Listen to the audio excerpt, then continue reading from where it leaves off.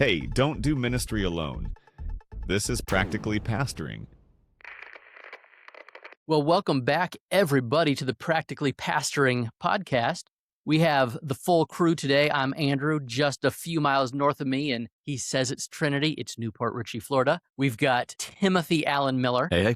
Used to live in Newport Richey. We've got Jeffrey Simpson. Hey. And in Sumter, South Kakalaki, Delmar Pete. Hey.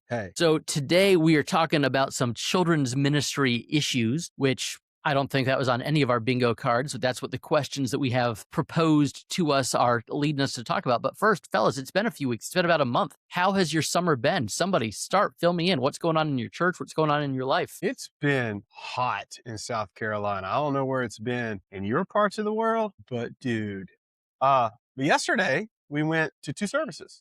So that was cool. There you go. We had to make the shift primarily because of kids ministry. Our kids ministry was exploding and it was just more than our facilities can handle. And we said debt or 2 services.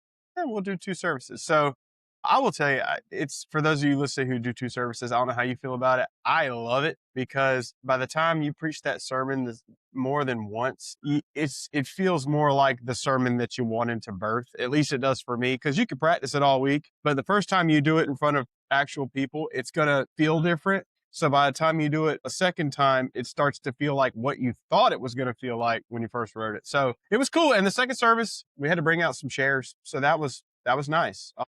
I'm not saying we're like at Timmy's level, but it's good. Who's going to go? All right, I guess it's me. Tim waited me out. Summer's been fine. We are a small church, so we're in the summer slump where, if like 4 families happen to be on vacation or something at the same time, you're like, there's literally nobody in here right now. And so that's kind of happening. We also have some people that are kind of like down with health issues. So that's been, just weird. Personally, we are about to enter the middle school phase. So my daughter got into a private middle school, which we're really excited about, with a big athletics program. I was sharing with Andrew the other day, they're actually affiliated with Liverpool's International Academy, which is crazy. I didn't know that. So apparently we're about to get into soccer because that's how I'm going to retire maybe. So she's a good athlete, but she's still a girl. They don't pay quite the same as the Premier League. That's true. It's not quite the same. Yeah, but anyway, so really excited about that. It's a Christian school. We were looking at Catholic schools, which is a good option up here too, but this is a really good Christian school with a really nice athletic program and potentially have some programs starting for her that could be really cool because they're moving the 6th graders and the middle schoolers onto the same campus as the high school. So, but the other biggest thing going on with us is we're getting a shower installed in our house in the parsonage because you've been there 9 years and you haven't taken a shower since. Yeah, my mother-in-law moved in with us and we needed to put another shower in. So that's like there's a hole in the concrete floor in my laundry room right now, and the electrician's going to show up in the next little bit and be working on that. So it's been exciting. And it was hot here, but actually, man, last week and this week, it's been like high of 80. So it's been pretty awesome. Summer's been, it's been a blast in Lakeview land. We brought on a few new staff members. So watching them get acclimated into Lakeview culture, getting to see our people, love on them, get to know them. It's been really sweet. Personally, I have a senior in the house. She's starting her senior year. So I think like a lot of my mind is thinking, this is it. Like, this is it. So like, this is the last summer before, like a year from now, if she does decide to go to college, like at this time we'll be making that trip and tucking her away wherever she decides to go. So just been trying to soak in all the extra family time we can. It's been crazy, with 5 kids in the middle of summer, trying to just, if there's a free moment, hey, what do you guys want to do? We're playing a board game. We're going to see a movie. We're going to the beach. We're going to a theme park. So it's just been packing in like every extra minute that we have to make sure we're just cramming in the family time, which is a ton of fun, but also, reality has set in. And now this week it is back to sports for all the kiddos. So my son starts high school football practice tonight, and that begins his 5 days a week of practice. So just, back to all of the things all of a sudden. So fun summer, crazy summer.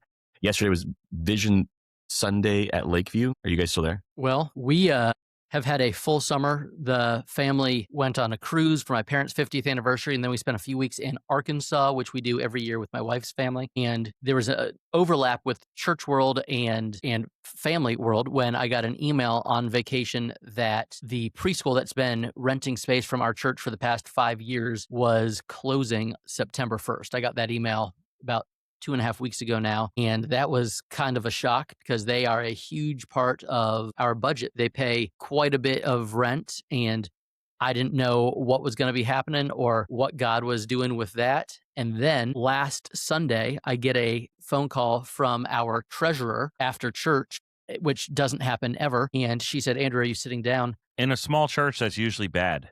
Yes, exactly. I was like, You're usually like, why why are they calling me now? I was telling the church this yesterday. I said, and I thought this is going to be really happy news or really sad news. I don't know what it is.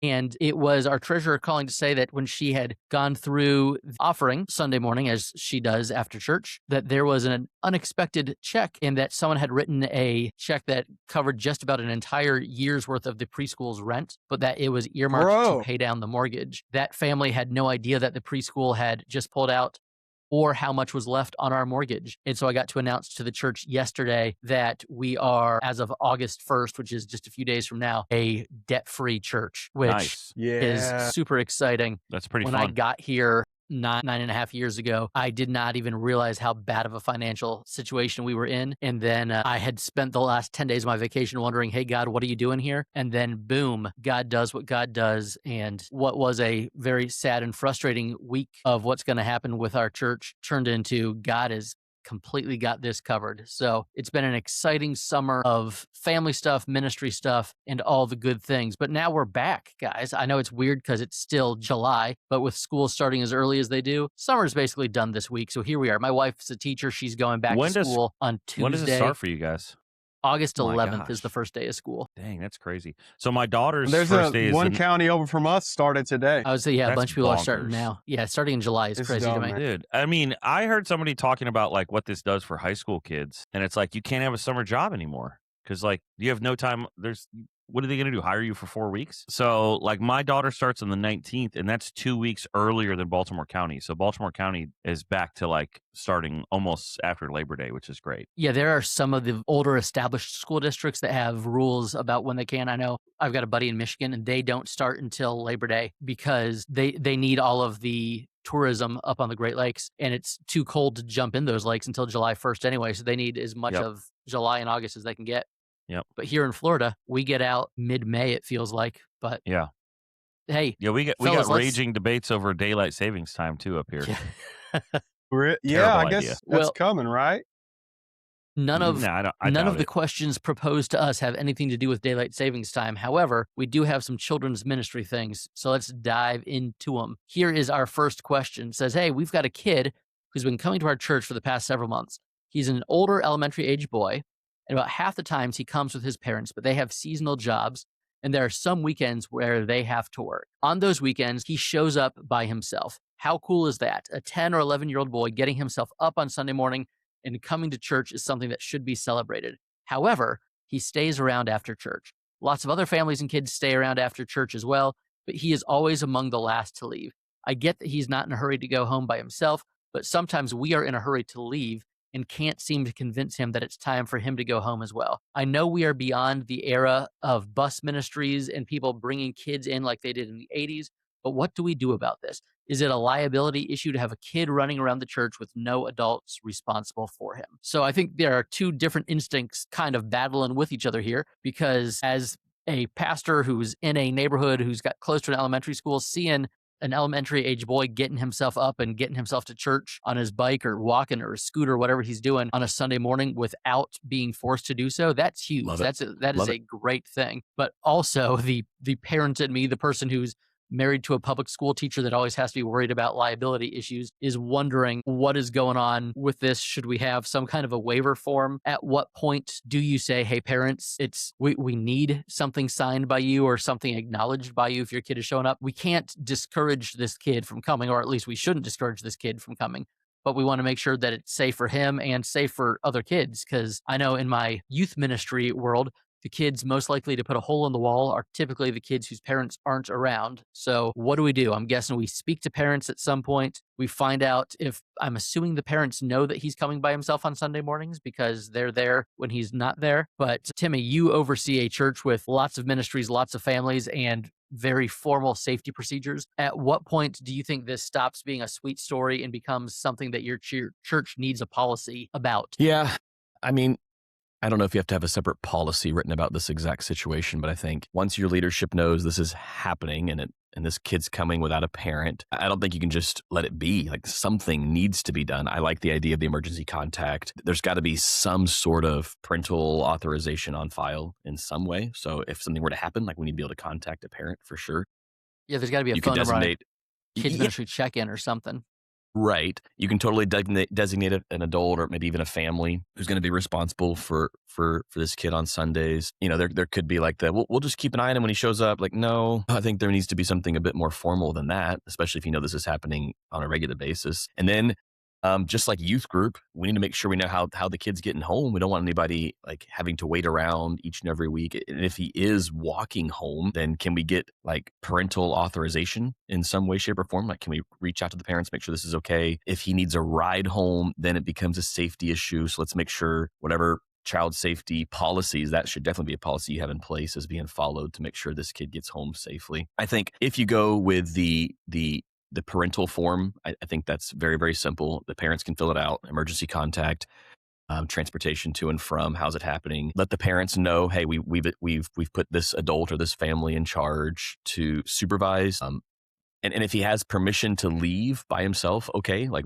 let us know so we can make sure that we can be there appropriately. And what time is he expected to leave? I think we might have, a few resources at our disposal in a larger church setting. But Jeff, I'd be interested to hear how you guys would handle something like this in a smaller church setting. Yeah, I mean, I think, the danger in a smaller church is that you don't always have as many. You might have the systems, but people tend to kind of go, I mean, it's fine. We know little Billy, and we'll make sure he's good. And that's when you get into the danger zone. So I think, we tend to function pretty relationally in a smaller church, but at the same time, that can create its own like unintended liability issues too. So the first thing that pops into my mind is having some kind of, like you guys have been saying, some kind of form or something. A memorandum of agreement comes to my mind. It's just like one step below like a contract. It's not a contract, but it is a more legally binding kind of thing where maybe you don't need that, but just something where, in my church, I would probably make it something where the language would be like the elders of the church or the pastor of the church are agreeing to this child coming alone on the weeks when parents are unavailable. This is our end time. At such time, whatever the arrangement is for him to leave, if he's going to walk home at noon, that's when the doors are locked and he's walking home. And either somebody could walk home with him, which could be a great ministry opportunity. You could have, say you have a young adult, you have a college kid, you have a group of college kids or a group of high schoolers who are willing to walk him home. It sounds like he's pretty close. I've actually experienced this before when I was growing up in Newport Richey. We had a trailer park right next to the church, and there were a lot of kids who would just walk over they would just show up at church. I mean, that was even really tricky because like we didn't have any info on them. They're just there, and you're not going to say no. But that was Sorry, 25 kids, Awana's for the members. Yeah, 25 years ago, too. So that's a different world. But there is an interesting conversation about membership, I think, in here, too. Are his parents members of the church or not? Are they just attending? And I'm not saying either one of those is a deal breaker, but, there's different expectations for members than there are for non-members. And it may be something where, that can lead to a conversation about membership with his parents so that the church takes on more responsibility of the child. So, to me, I think it would behoove you to come up with some kind of plan to have a conversation with the elders. I love how they said it's not the era like the 80s where we used to bus kids in, but there's nothing stopping you from doing that either. Mhm. If you want to give them a ride home after, great. I just think making sure those things are clearly communicated and there's a plan in place and it's not randomly, so-and-so happens to be driving. Like, if there's a person who lives near him and you work it out, then bring the parents in on that. They're there about half the time. So bring them in on it. I would have something in writing and you can, have a meeting with them so it doesn't feel like, hey, sign this contract or little Billy can't come. You don't want it to feel like that. But at the same time, you want to communicate, hey, we are going to be responsible for him if he's going to show up because we care about him and we care about kids. So it's not an issue of whether or not we will take on responsibility. We will. That is, at the center of the gospel, God taking responsibility for something he didn't do, right? And so, I think there's that whole thing you can do with this situation as well is go, we're going to take responsibility for him. We're going to be consistent about it. And here's how we want to propose to do it. Here's the, piece of paper we're asking you to sign. So we're all on the same page. We all understand these 4 people at our church who one of them is always here are going to be responsible to make sure he gets home or whatever when you're not here. I just think, just because you're in a smaller setting doesn't mean that, no rules apply. Yeah, I think that's good stuff. I mean, you're a pastor, you're listening. This is the thing. You may not run into this exact situation, but you are going to have a situation with a student or a kid, and there's going to be questions about it. So this is really practical for all of us. And I think for a congregant, what I've noticed, this is just anecdotally, a lot of times congregants get concerned. I mean, right? I think one of the things, pastors, that we need to do is to get curious before we get concerned. Because if we go straight to concern, yeah, like I think it's important for us to get curious. Why is he staying? Which involves conversations. It involves information. And the way I think about it with any child, any student is you start narrow with what you see, and then you kind of broaden out. So that way you don't find yourself in a funnel. You're almost looking at a reverse funnel. So I would just talk to him. Say, hey, so I noticed you're hanging out here later. Is everything cool? He might just like hanging out with his buddies. So, I mean, that's how my kid is. My oldest is 8. He would stay at the church all day, getting sweaty with his buddies if he could, playing basketball, right? But what needs to happen is we need to actually initiate a real intentional relationship with this child. You might have a leader. You can put it there. Hey, say, why don't you get to know him, talk to him a little bit, develop this mutual exchange discipleship relationship, because he's not a problem to solve, right? This isn't a problem to solve. This is a soul to care about. So I would say get curious. And then I would say, with Jeff, I agree. And Tim, we need policies in place. We got to have an objective standard outside of here. So we're not just, in my state right now, it's been in national news. This pastor has let a minor attracted and offended person serve, and he's had to resign. Him and his wife might be going to jail because they didn't have this stuff in writing. You with me? So, but I will also say you need to build a relationship, not just the rule. You know what I'm saying? Like not just the rules. So you need to build a relationship with a kid. And then if you have I wouldn't call it a loitering policy, but you know what I'm talking about, then you have kind of a backstop here. And then lastly, let that funnel you out to the family if you need to make a conversation. But in church, I've seldom had families when I say, hey, let me take you out to dinner, reject that. And I think if you frame it as such, like, hey, we know that you're busy right now or there's stuff going on, so maybe you can't be here. So is there another day of the week? I'd love to take you out in our town. Let's get some Mexican food, right? Like, let's grab some dinner. And then there, you've created a neutral space, especially if you set it up like your kid's wonderful. We love your kid. We want to get to know their parents. They're going to come in there a little disarmed. After you get done with the chips, you can be like, hey, so I want to make sure that he gets home safe and that everything's good. How can we help you? Enter it that way. Man, you might end up seeing a whole family come to your church, which would be amazing. So I would go about it in that direction. But at the same time, if it comes to where they're busy and they can't manage picking up their child and you have to get a volunteer, let me just go ahead and offer this. If you're taking a child home, be recording it. I'm sorry. I'm just saying, like, be recording it. What's helpful if you find yourself in that situation, go to TJ Maxx, right? Or Marshall's, get one of those cameras that mounts to your dash, turn it around backwards so it records you. It's just for safety measures. And if you need to tell the parent that too, be like, hey, listen, we believe in being above reproach. We are going to take your child home.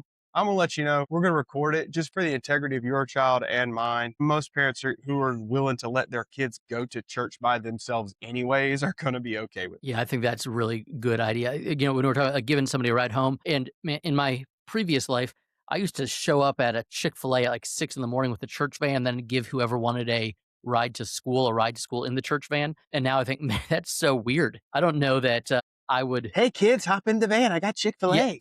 Yeah, it was a weird Bible study thing we did because middle school started at 9:50. And so parents would drop their kids off at 8:30 for a Bible study and then get a ride to the middle school. And I would know who was coming or anything. There were no waivers. And I just think, man, that was a lawsuit waiting to happen. My instinct is before anybody is in a vehicle, you need some kind of approval for a parent. But then what happens if it's raining? What happens, right now Tim just lost power and got lost off the podcast for a few minutes because of the kind of thunderstorms we have here. So it's 10:15 right now. It's about the time that church is starting. So if there is a thunderstorm at noon, sorry, kid, I can't give you a ride home, even though you might get struck by lightning.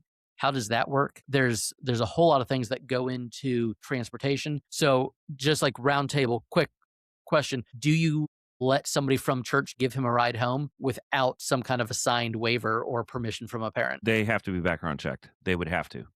Yeah. I will pay for an extra 10 people to be background checked just so we have options. Yeah, Like, Excellent. I'm a Jeff on that. Like if there's an extreme case and it's pouring down thunderstorm, I would- can't I get mean, hold of this- parents. Yeah, this may background be check a I mean, policy.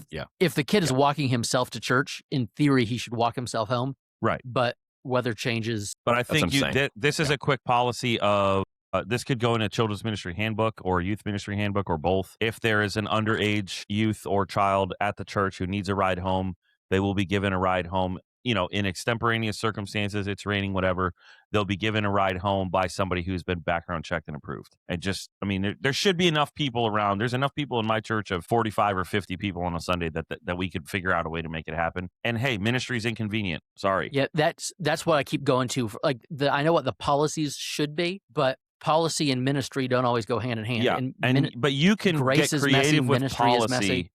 You can this is a place where in a small church, hey, we're going to spend money to background check 5 people that don't normally have anything to do with children's ministry just to have them in our pocket. And that's I'm fine with, spending a little bit extra on the budget just for that. So that those people are like in my back pocket. Hey, Miss so-and-so, I know you're not, can you give Billy a ride home? It's snowing, it's raining, and you're background checked and approved. Cool. That works. Yeah. I really like the idea of the dash cam because that's so funny. I had the opposite reaction. I thought, really, that is creepy to me. Really? That's what it is, man. But I'm not saying I agree with my own reaction. I'm just saying, like, when you first said that, I thought if I was the parent and you said that to me, I would never come back. I wouldn't say looking... I'm purchasing a dash cam. I would just say that I'm documenting it. I know. I like it. It's just funny how it just strikes you different. But my thought was I would never drive them alone. Yeah. I would make sure there's another kid in the car, my kid, another parent, something. If this kid is that close, you're talking about like a 2-minute car ride, right? It's like, hey, so-and-so is stuck here. It's raining. Can you 2 people, one of you is background check. Can you 2 people just hop in the car real quick and take Billy home and then come back to the church building? Like, that's probably what you're talking about here. Yeah. See, I just was Googling. I found a $19 dash cam. I'm like, man, why don't we buy 3 or 4 of those to just have at the church? So whenever we have kids in a car, it's true. Whether you're going to camp, whether you're going to, Chili's or whatever it may be, if there's kids in the car that aren't yours, that's that $20 plus an SD card might save the church. You'll hopefully never need to bring up the video, but it's there. But just in case. Okay, so at what point do you say to this kid, hey, you cannot come without an adult? Or if the parents aren't cooperating, what is the point where you have to have a conversation where you say, hey, buddy, you can't be here without parents? I don't think I would ever have to do that. I think you could get creative with your own in-house policy. Yeah. And you can have a memorandum. You can have you can have board minutes where this was talked about, little Billy's parents are unresponsive.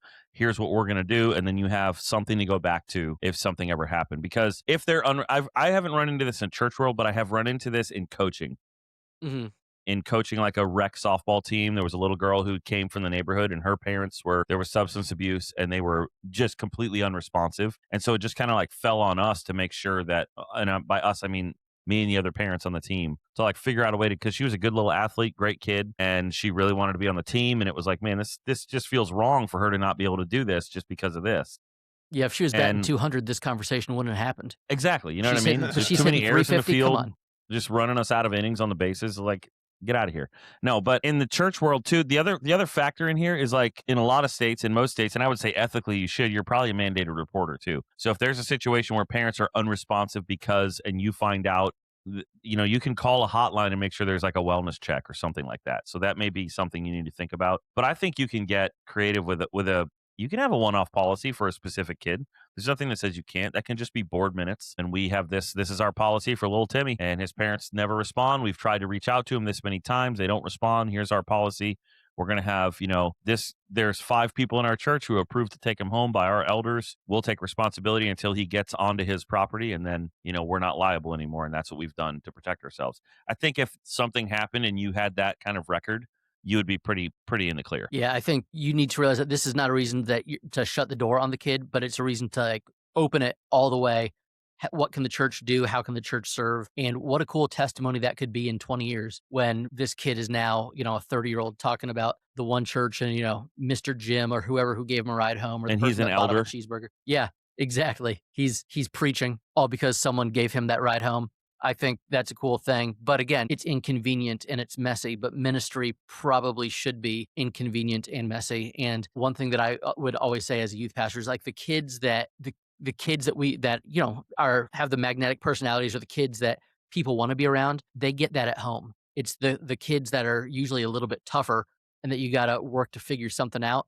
There's a reason that happens, and it's because someone hasn't been that person for them. So the church should definitely be that person. So pay attention and discover what's going on with him. And I think it's pretty cool that a kid is wanting to be at church. One thing, there's a Southern Baptist church close to my house that my kids do some like upward sports at, or I think it's actually like an FCA league. They put it on or something, and it's weird. They make up rules as they go. My kids get frustrated as a dad who's played soccer and coached soccer fairly competitively. Seeing football coaches trying to explain the rules of soccer to 8-year-olds drives me nuts. But I bet this church offsides is is doing ridiculous. it doesn't exist, and they like make up penalty kick rules and stuff. It drives me crazy. But this church has this awesome sports league. It's probably about 40 or 50% where English is not the first language of the kids participating. And about once a year, they call and they say, hey, we have a bus ministry. If your kid is looking for a place to worship, if they have fun at soccer, we would love to have them in Sunday school. We'll come pick them up. And every time I get that call, I'm like, this is so cool. Thank you so much. Also, what year is it? Because I have not been a part of a church that has had a bus going door to door picking kids up for Sunday school since the late 80s. But they're doing it and it's being impactful for them. And it's probably a little bit of a cultural specific context that they're in, but it works. Hey, before we move on from unattended children to a children's ministry staff title, let's talk about something much less controversial, unless your church has a standing committee on mug colors, which some churches do. Some churches take their merch very, very seriously. Del, why don't you tell us what's going on with the church merch? Bro, church merch is knocking out the park right now. Have you been following this guys online? They got this I Pray For You ministry going on as well. It is like going national. I'll tell you what, Timmy's man. repping it right now. Tim's doing it. Church merch is not just some corporate conglomeration. They're a ministry as well. So what's awesome is when you do buy from church merch, you're not just, getting cool merch. You're actually funding the spreading of the gospel. And I know a lot of people who make church related shirts and they do good work, but it all just goes back into the business. It's really cool to see that there's an entity out there that's thinking higher level than that. Also, they fund us pastors too. They come to the Practically Pastoring Conference, and then they take care of us really well. They're a part of promotions guy, so they give you super high quality products, and they will print on anything. Like literally, you can send them a Schuyler Bible, and they'll probably print on that if you want to. Sorry, Tim Wildsmith. All right, but we use their products. We love them. That'd be expensive, but that'd be dope, right? So I want to encourage you, if you haven't checked them out, check them out. And here's another great thing about them. You're not going to call them and get some weird answering machine. We'll call you back. You are the fourth one on hold. You're going to talk to a real human being. So if you want to deal with real humans who are doing real ministry, who are really concerned about your church, not just having junk that you find at yard sales, but stuff people actually want and quality material, check out Church Merch. We are always telling pastors not to do ministry alone. So Tim, tell everybody how they can get into a room with other pastors and ministry leaders this fall at Preach 26. One of the things very few people tell you before stepping into ministry, even though we talk about it regularly, is just how isolating it can be, which is why we are partnering with Preach 26. It's a natural fit for us. It's a conference for pastors and ministry leaders. It's happening on October 6th. It's going through the 8th of October in the Woodlands, Texas. It's amazing because you'll get to be in the room with other pastors who are with you. They're navigating the same challenges, and you've got some great leaders to learn from, like Dane Ortland, Brian McCormick, Hakeem Bradley, more. The purchase of your ticket, this is a little bonus for you. It's going to enter you automatically into a giveaway for a 3-night vacation for you and a plus one. Andrew would love to join you. at the Jackson Lake Lodge in Wyoming. So in order to keep the setting intimate, that's kind of the goal. They're gonna cap the seats. So if you want to go, don't wait. Grab your spot. Website is simple. Head over to www.preach26.com. You're going to use the promo code PastorPod at checkout. You're going to get your name entered twice in all the giveaways that are happening throughout the conference, including that one-on-one getaway with Andrew to the Wyoming weekend. I thought that's the intimacy you were talking about. It is No. preach26.com, PastorPod. All right, fellas. This second question says to us, I really don't want to debate. I just want some guidance. In other words, my mind is made up, so don't give me any new information. Don't change my mind. This is I am very the youth uncontroversial pastor too. at my church. Yes, this is not something that any Christians have ever debated over, especially recently. Yeah. Recently, we have been searching for a kids ministry pastor / director. My understanding so far has been that if we hire a male, he would be referred to as a pastor. Forget any other credentialing besides gender. Because he would be able to pulpit fill, perform weddings, etc. But if we hire a female, we would call her director because she would be doing all the same things minus the pastoring part. Well, we just hired my best friend's wife, and she was announced to the church today as pastor so-and-so. My family is not comfortable with this. I believe that it is unbiblical and confusing for many members of our congregation. I know what I believe on the issue and why I believe it. I'm always up for a good theological disagreement amongst friends, but this isn't why I am posting. I just need help knowing how to move forward. I feel like it would be a violation of my own conscience to not voice my concerns to the leadership. On the other hand, I am the new guy and don't want to single myself out in a negative way. What can I do? P.S. In my interview, I was clear that I am a complementarian and was told that this was the theological standpoint of the church as well. I left a position with retirement and health insurance, moved my family halfway across the country, bought a house for this position, so I'm in kind of a pickle. So the person asking the question specifically says he doesn't want another theological debate over women in ministry. We can appreciate that. We've got different perspectives, and sure, I get that. He already knows what he believes. The practical issue that we are discussing is,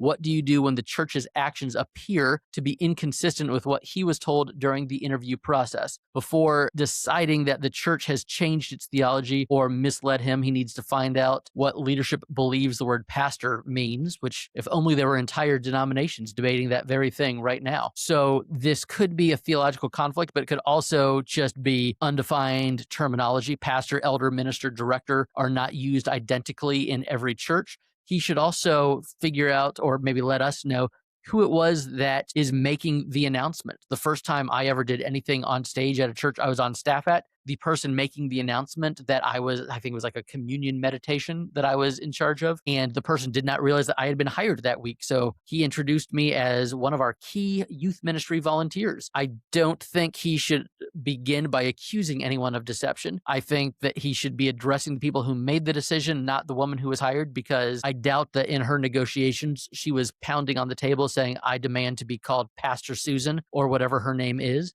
The fact that she is his best friend's wife makes everything a little bit trickier, because how do you not... Apparently you and your best friend have some theological conversations.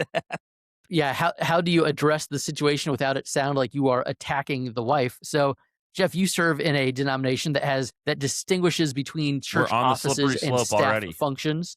I'm sliding down it right now. How much of this could simply be a disagreement over some semantics? I definitely think it is a disagreement over semantics, and I would agree the first conversation this guy needs to have is with, I'm going to assume, elders. If it was complementarian when he went for the interview, I assume there's elders, and they need to define what they mean by the word pastor. Or deacons. What kind of Southern Baptist church that's true. are you familiar with? But they need to define, what a pastor is and what the pastoral functions are. Even in his description, basically the only distinction was pulpit fill, which is not the only thing a pastor does. And that may be where the disagreement is. I mean, one of my disagreements with complementarians sometimes is that there is too straight of a line between the office of elder and the function of preaching. I don't think that line is that straight in the Bible, but that's an open-handed issue to me, which is also where there's some disagreement, because a lot of strong complementarians don't see that as an open-handed issue. That's a closed-handed primary issue, and that's totally fine. So, yeah, he needs to figure out what the term pastor means, and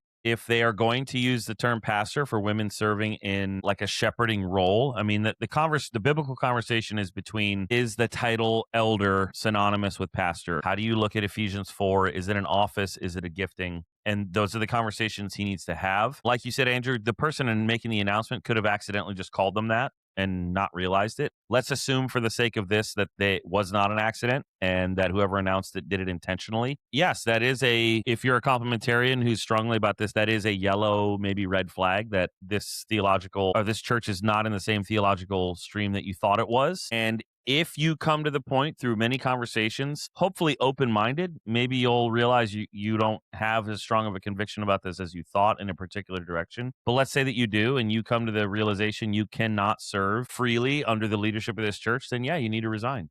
And I'm sorry you moved all the way across the country, but if it's that big of an issue, what you can't do is lead your family well while you are not going to be led well by the leadership that's above you. So that's the harsh reality of it. But there just needs to be a lot of conversations about what the role of pastor is. So in my denomination, and I have some white papers, whoever wrote this question, if they want some reading, I have some white papers that kind of argue both sides of this conversation. This was a 2-year conversation for us. So in my denomination, only men can be elders, which means only men can serve as a senior pastor of a church, but women can hold the title of pastor, but they cannot be an elder. And to be a senior pastor, you have to also be an elder. So that was, we see it as a polity change, not a theological change. So for us, it's just a polity thing. And women can hold the title pastor. They are still under the authority of the elders, just like any male pastor would be as well. And the other change we made was that just because you have the title pastor does not necessarily mean that you are an elder at that church. So you can hold the title pastor and not hold the office of elder. Because it used to be if you were a male and you got ordained, you were considered a pastor and were automatically considered an elder at whatever church you were serving at. So now, instead of ordaining men and consecrating women, all official workers in the alliance are ordained and consecrated.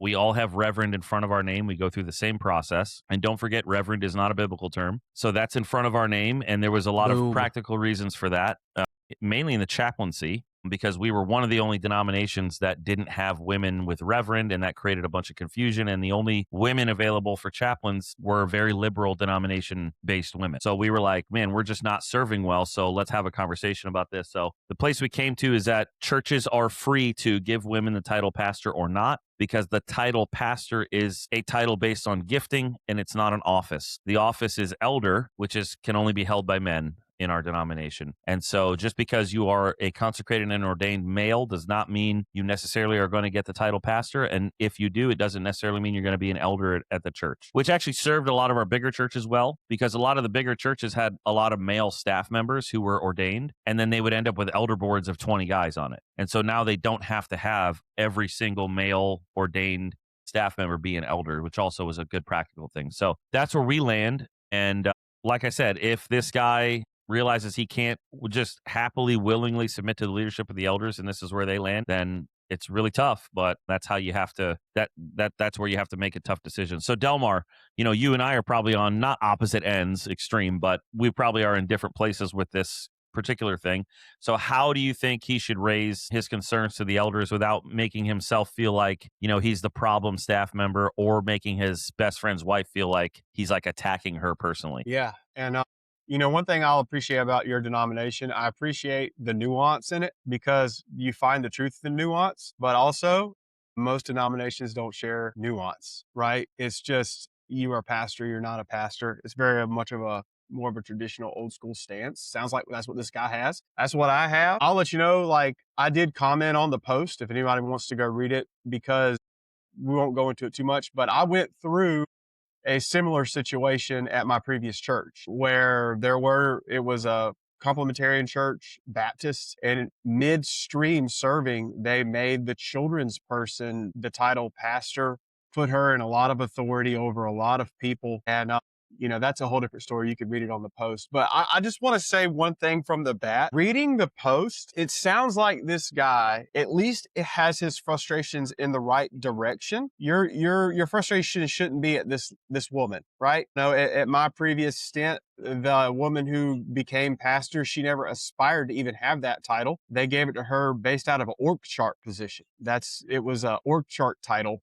But the problem is the people in the church didn't know there was an org chart. Does that make sense? So it translated differently. So I'm really appreciative that he's not taking it to her. I think that is a conversation. I think that another thing he has to do as he approaches these people is realize that we talked about this even yesterday at church. Oftentimes your irritations are invitations to sanctifications. So if you're irritated, then I would, before I do anything, I'd go out on the hillside outside of Nineveh and say, God, talk to me. What's off in my heart? For the record, you don't have to go to Syria. You can do that wherever you live. You don't have to actually physically go to Nineveh. Yes, go to your Nineveh. But if you have a really nice, child pastor retreat day fund. No, I'm just kidding. But seriously, if you're irritated, it could you would like to go to a war-torn Middle personal. Eastern country. Okay, never mind. Scratch that then. All right. Probably pretty cheap, though. Yeah.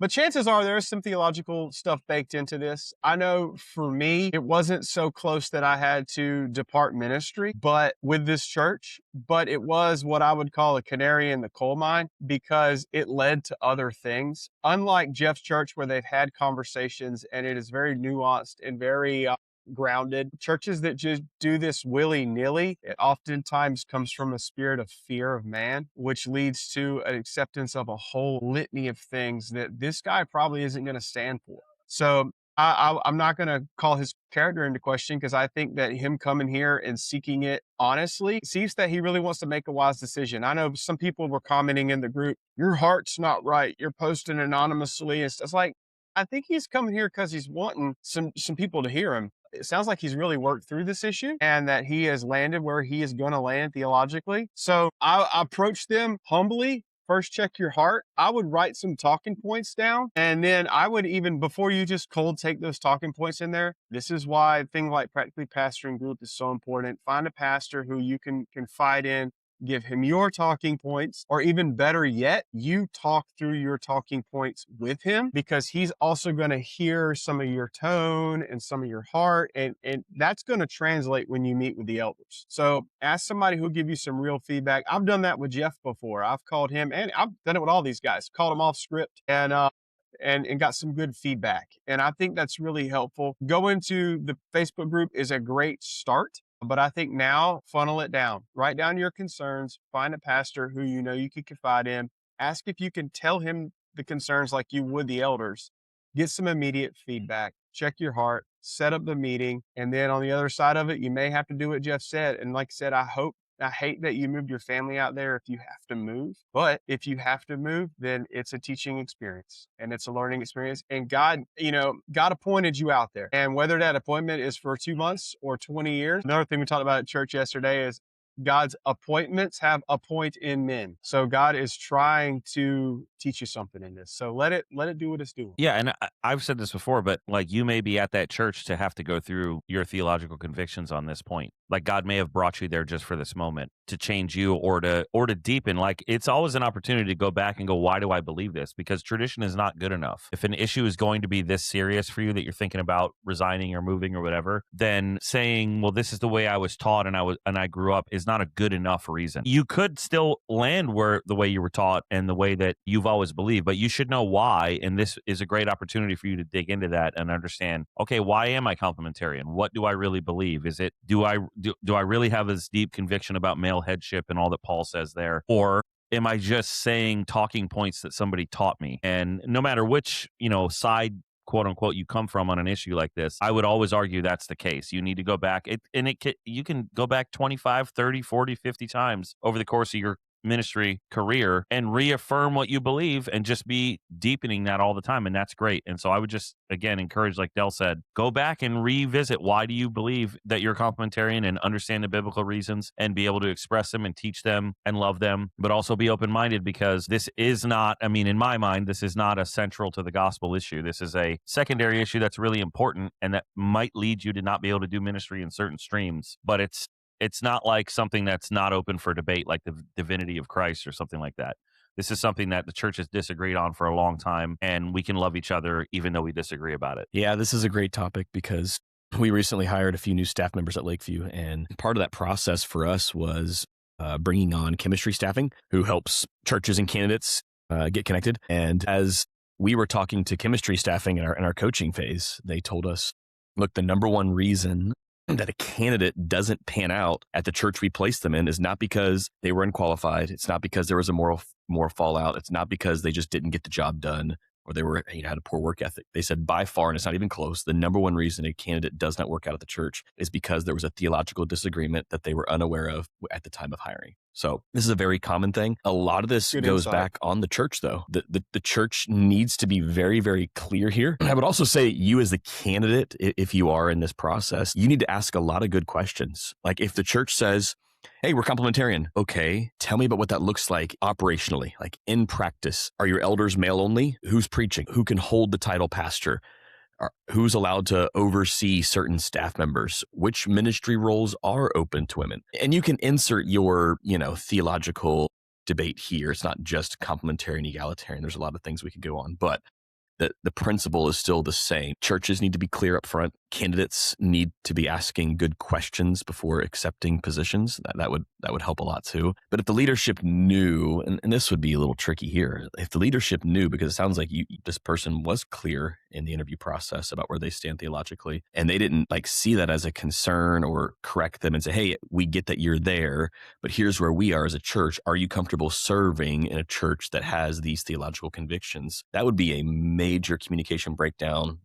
That's on the church. That they should have been very, very clear about that. There's also a chance here that this happened on a whim on stage. The person accidentally used the word pastor. Okay, not a huge deal, but there should be a conversation around this because it obviously, upset at least one current staff member. And there also needs to be a place amongst staff. And this is funny because in the hiring process, I had someone ask, they sent me a list of questions, one of our candidates, and they said, am I allowed to disagree with the senior pastor? And if I have an issue, am I allowed to bring up hard questions? And so when I see a question like that, I'm thinking, you must have come from an unhealthy culture previously, because yes, there needs to be room for disagreement. There needs to be room for you to bring up difficult questions without you fearing that you might, lose your job or something like that. So I'm sorry this has happened.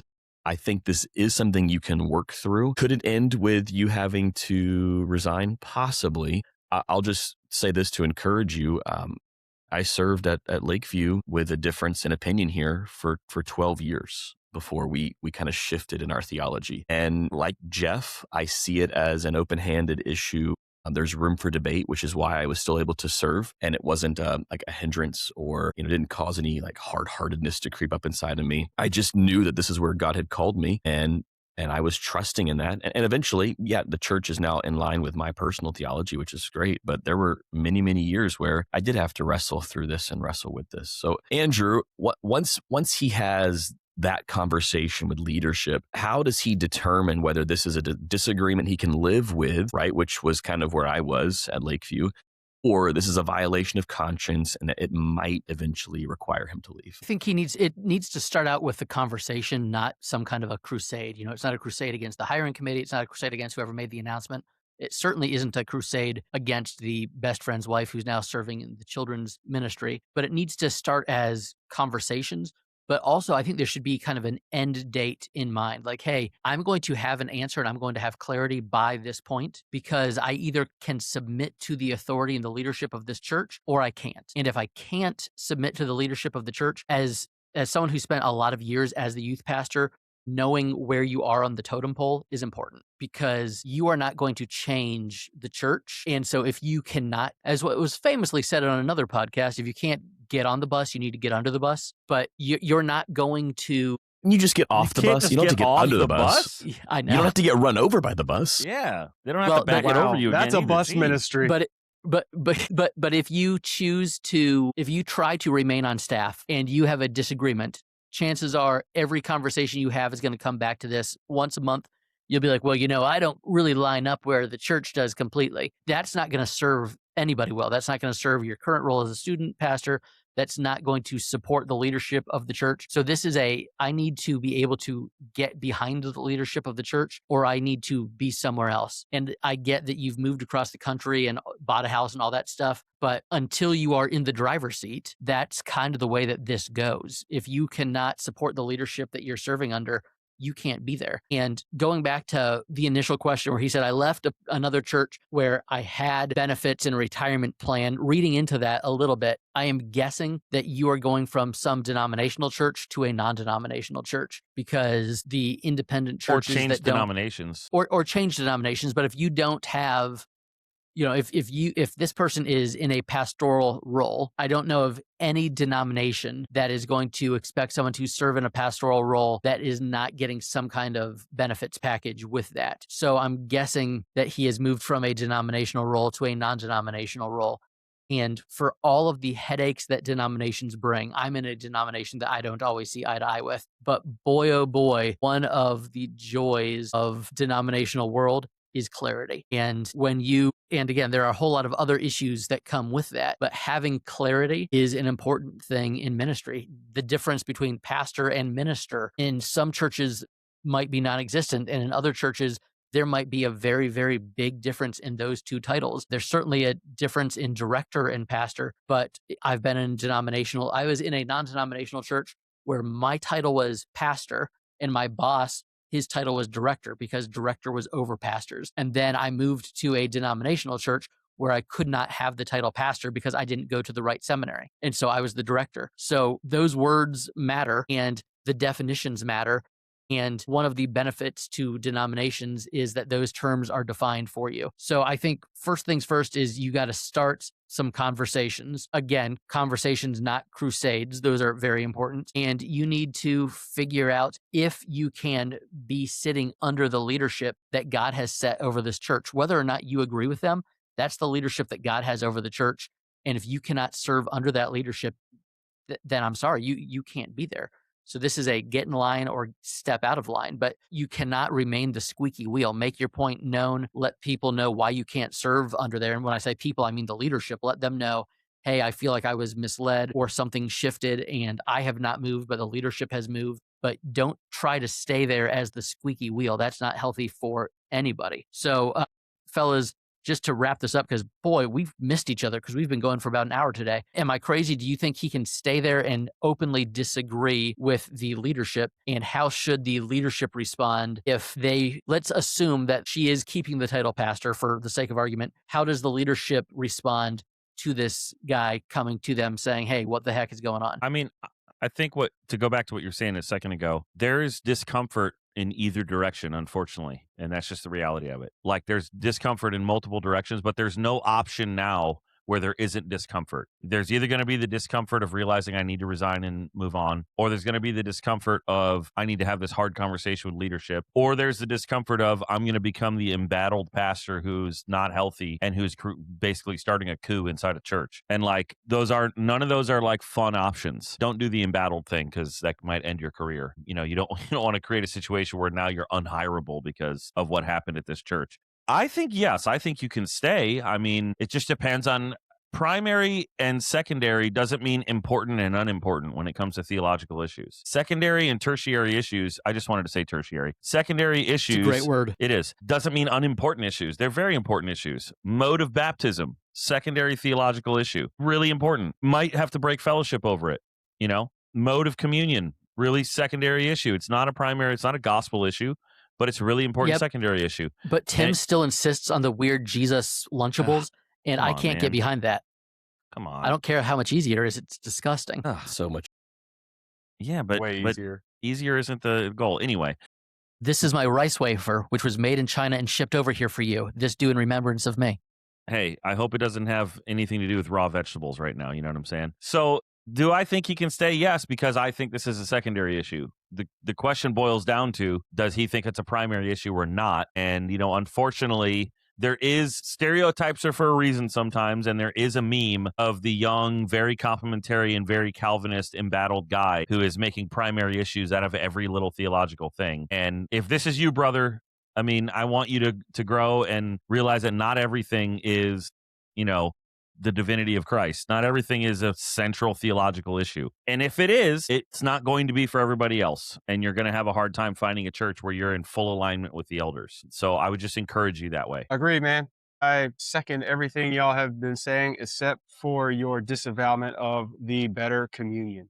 All right. So, but seriously, You need to draw your line in the sand. And I would go ahead, I think one of you guys said it, give yourself a timeline. Because if this is God telling you to exit, you'll never meet a more bitter pastor than one who's overstayed his stint. I'm just saying, 100%. I have met some of the most bitter, angry, desanctified pastors because they should have been gone 10 years ago. So you have the opportunity, if you need to leave this church with good memories. But if God's calling you to leave and you don't, it will be bad. I will just. Can I give an example of something like this? I was at a church when I was, in Orlando, where I was still very convicted about Calvinism, and the leadership of the church was not.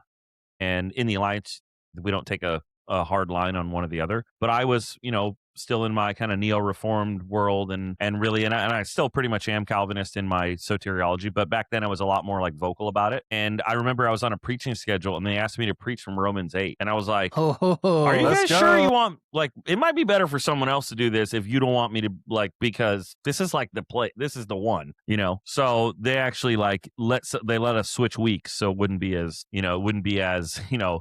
That's big of a deal. graceful So for you. I think, well, it was great for me because I was getting ready to angry preach and like probably get myself what I'm fired or saying. something dumb. So thankfully the elders were more mature than me. Yeah. But it's just a tough one because, this is going to come up all the time if you're this passionate about it. Every time you go to teach something from an epistle, you're going to find a way that it's going to be there. Yeah, no, I agree. I agree with you guys. I think there is hope. I think there is a way you can stay, but you have to be comfortable and okay with where leadership stands. Now, after your conversation with the leadership team, there may need to be an apology on both ends because there might have been a communication breakdown in the interview process, and if so, then my prayer for you is that you would be able to gracefully exit, that the church would understand that this is going to be a contentious issue for the foreseeable future for you, and it's not going to be a healthy spot. So tough. And Yes, apologies are wonderful things. it really is. It can be. It can be a beautiful thing. You could stick it out. I don't know that I'd want you to if your heart's not where it needs to be.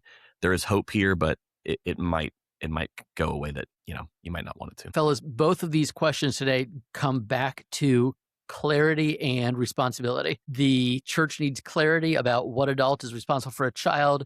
The church needs clarity about which leaders are responsible for defining titles, theology, and ministry offices. Good intentions are great, but they are not enough in either of these situations. I think this is why clarity matters, why healthy ministry requires wisdom and grace, but also guardrails and convictions and the courage to have awkward conversations before potential issues become real big issues. So have those tough conversations, send that email, schedule that coffee, have the conversation that you need to have, because otherwise the church can get in trouble and your ministry can be forever impacted by it. Del, before we get out of here, tell everybody how they can join the community where these kinds of questions get discussed every stinking day. Yes, every stinking day. Go to our Facebook group. That's a great way to get connected. If you want to end up in the podcast, we always tell you, post it anonymously. It generally has a way to bubble up to the top. And it's good to see some of you are doing that. Also, if you don't post in there, chances are we're going to dig you up on Reddit anyways and discuss Boom. it. So you may as well just join. Feel free to slide into any of these guys' DMs that you want to. Guys, it's been a wild summer in the Practically Pastoring Facebook group. I feel like every day we've got people trying to join. We've gone from 1,100 members in May to 1,400 members here at the end of July. There's a whole lot of momentum, a whole lot of new conversations happening. So if you are not yet a member of the Practically Pastoring Facebook community, join the conversation, invite another pastor or ministry leader who needs people in his corner to join in as well. Do not do ministry alone. And again, thank you to Church Merch and Preach 26 for all of your shirts, mugs, banners, promotional products, and more. Go to promotionsguy.com/churchmerch and head over to preach26.com and use the code PastorPod at checkout to get your name entered twice into all the giveaways throughout that conference, including that Wyoming getaway. For Tim, Del, and Jeff, I'm Andrew. This is Practically Pastoring, and we will see you on the flippity flop. Bye, y'all. It's fun, guys.